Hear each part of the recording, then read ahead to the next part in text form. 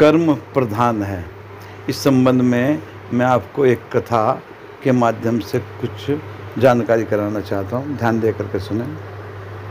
एक राज्य था, उस राज्य में एक नियम था कि कोई भी इस राज्य का राजा बन सकता है, लेकिन वहाँ की शर्त ये थी कि वो 2 साल के बाद, यानी 2 वर्ष राज्य करने के बाद में उसे समुद्र से दूसरी तरफ बगेल दिया जाता था, यानी निर्जल वन में, जहाँ पर जीव जंतु कुछ भी उसे भक्षण कर सकते हैं। तो वहाँ उस राज्य में कोई भी राजा बनने के लिए तैयार नहीं था कि 2 साल तक तो मौज मस्ती लो, उसके बाद में निर्जल वन में बगेलना, वो भी नदी से दूसरी ओर। तो जब कोई राजा तैयार हुआ ही नहीं, तो बिना राजा के तो राज्य चल ही नहीं सकता था और नियम का पालन भी करना बहुत जरूरी था। तब एक वृद्ध आदमी ने अपना हाथ ऊपर उठाया कि मैं राजा बनने को तैयार हूं। सब आदमियों में शांति की लहर दौड़ गई कि चलो हमारे देश का राजा बना। अब बूढ़े आदमी को जैसे वो राज सिंहासन पर बैठा तो उसे अपने 2 साल के बाद के जीवन पर दृष्टिकोण डालने लगा। सोचने लगा कि 2 साल के बाद में मेरा ऐसा हाल होने वाला है।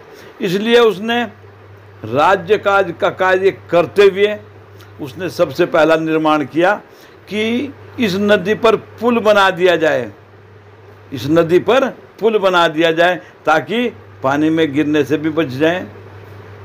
इस तरीके से वो पुल का निर्माण करा और पुल से दूसरी तरफ, जो नदी से दूसरी तरफ का स्थान था, उसमें भी सफाई करा दी और सफाई कराने के बाद मकान सब कुछ बना दिए, यानी इधर से उधर आराम से जा सकता है और रहने की व्यवस्था उसने कर ली। 2 साल पूरे हुए।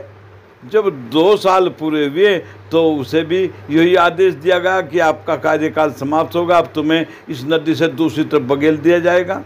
राजा ने कहा बगेलने की आवश्यकता ही नहीं है, मैं तो खुद अपने पैरों से चला जाऊंगा और उधर जाकर के अपना जीवन बसर करना प्रारंभ कर दूंगा। इस तरीके से यदि हम भी अपने जीवन को यही सोचते हुए कि ये जो जीवन है हमारा, इस जीवन में हम राजा हैं, इस समय जो चाहे वो कर सकते हैं, हम क्यों ना अपने नदी से उस पार यानी भव सागर से उस पार का रास्ता तैयार कर लें।